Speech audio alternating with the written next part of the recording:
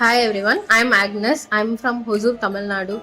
I've completed my Masters in Mathematics in Anna University, Chennai and passed out in the year of 2024 with a CGPA of 8.1. And I also did my M.Sc in Mathematics in M.G College, Hosur and passed out in the year of 2022 with CGPA of 9.1. So once after my graduation, I wanted to get into IT sector. So I was wondering what was the approach to get into the IT sector, and I was referred by my cousin to QSpiders BTM. She studied here and she got placed because of QSpiders. So I wanted to come here and upgrade my skills. So I took SDate course, complete testing course, and I studied manual testing, core Java, Selenium, SQL as well. So, because of all this, I got placed into a good company. In that company, I had 3 rounds of interview. The first one was technical written, where they asked programming questions based on string and array.